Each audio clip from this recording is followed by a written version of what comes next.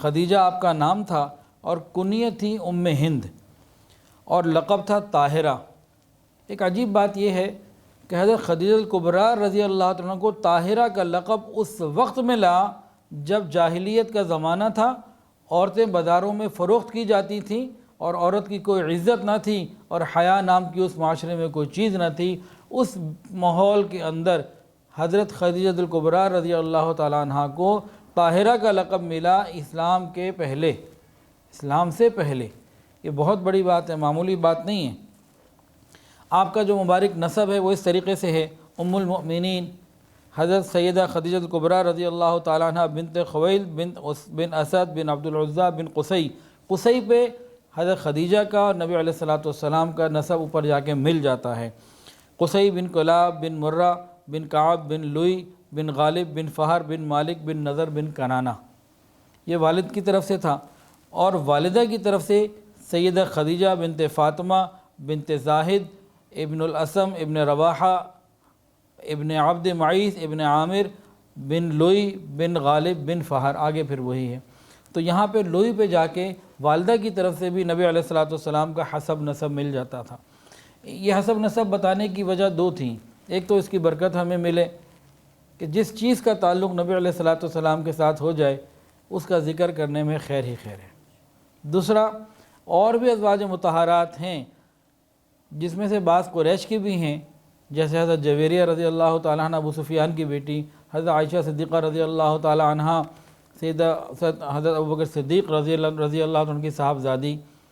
تو بعض قریش کی بھی ہیں۔ لیکن حسب نسب جو ماں اور باپ دونوں سے جا کے نبی علیہ السلام سے قریب سے مل رہا ہے، اس میں بھی ان کی ایک خاص شان ہے۔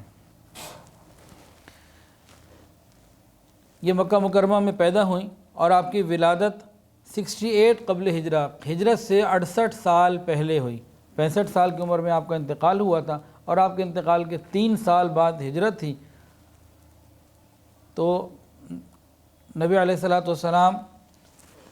حضرت خدیجہ الکبریٰ رضی اللہ عنہ کی جو ولادت ہے یہ 68 سال قبل ہجرت سے پیش آئی پہلے۔ اور عام الفیل، وہ سال جس میں ابرہہ نے حملہ کیا تھا لشکر لے کے، ہاتھیوں کا لشکر لے کے، اس سے 15 سال پہلے کا وقت ہے۔ اور عیسوی جو عدد ہے وہ 556 عیسوی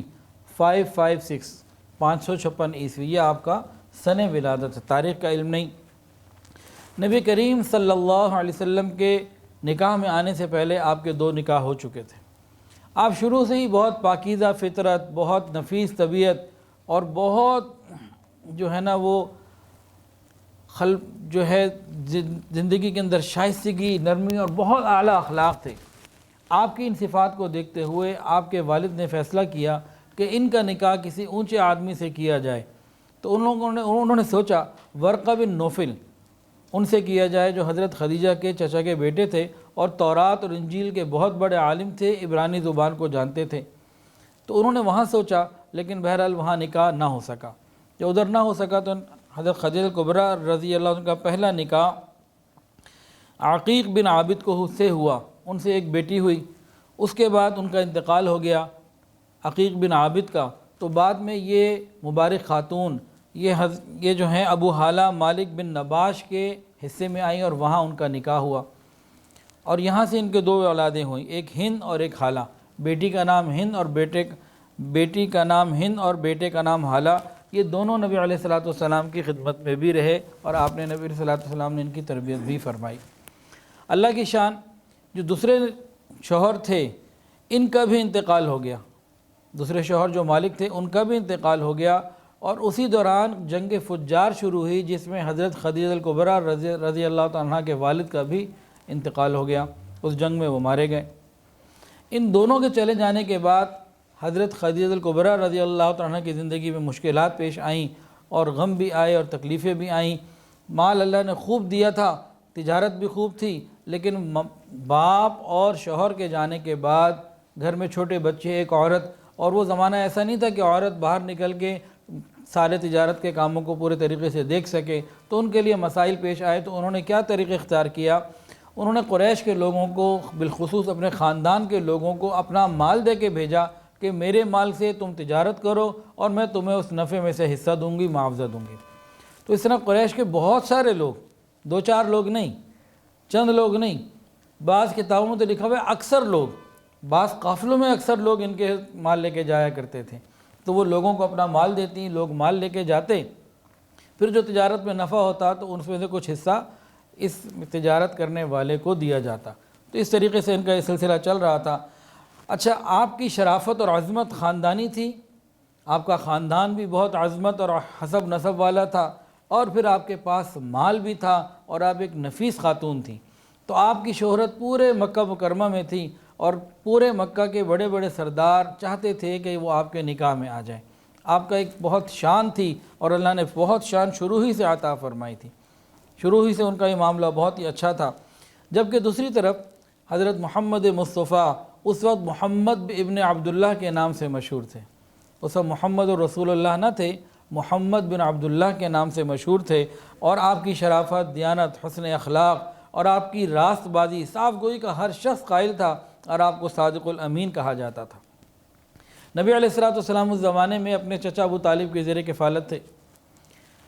تنگی بہت تھی، وسائل نہ تھے۔ نبی علیہ السلام نے برسوں جو ہے نا وہ بکریاں چرائی ہیں، شہر کی زندگی سے دور، صبح لوگوں کے جانور لے کے نکل جاتے، شام کو آتے، اور چند قرارید فرماتے کہ چند قرارید مجھے ملتے تھے، بہت تھوڑی سی رقم ملتی تھی۔ تو بہرحال ایک دفعہ ابو طالب نے جو چچا تھے کہا کہ دیکھو بھئی، میرے پاس تو وسعت نہیں ہے، ورنہ میں تمہیں مال دیتا، آپ مال لے کے جا کے تجارت کرتے۔ میں آپ کو مشورہ دیتا ہوں کہ خدیجہ کا مال لے کے جائیے، وہ بہت سے لوگوں کو مال دیتی ہیں اپنا، اور لوگ ان کے مال سے تجارت کرتے ہیں، تو آپ بھی رابطہ کریں اور یہ کام کریں۔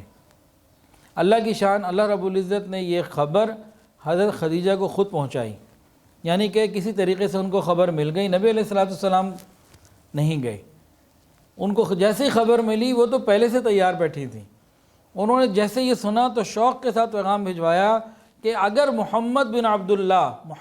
عبداللہ اگر میرا مال لے کے تجارت کے لیے جاتے ہیں تو جتنا میں دوسروں کو دیتی تھی ان کو ڈبل دوں گی، میری خوشی اور سعادت ہوگی، میرے لیے خوشی کا ذریعہ ہوگا کہ اگر محمد ابن عبداللہ میرے مال کے ساتھ تجارت کریں۔ نبی علیہ السلام کو پیغام ملا، چچا کا مشورہ پہلے سے تھا، ادھر سے جن کے پاس جانا تھا ادھر سے بھی پیغام آ گیا، تو جناب رسول اللہ صلی اللہ علیہ وسلم نے اس پیشکش کو قبول فرمایا، اور اس کے بعد کئی سفر تجارت کے ان کے مال لے کے کیے۔ حضرت خدیجہ الکبریٰ رضی اللہ تعالیٰ عنہ نبی علیہ السلام کے بارے میں بہت باتیں سنی ہوئی تھیں، اور آخری جو سفر تجارت تھا نا،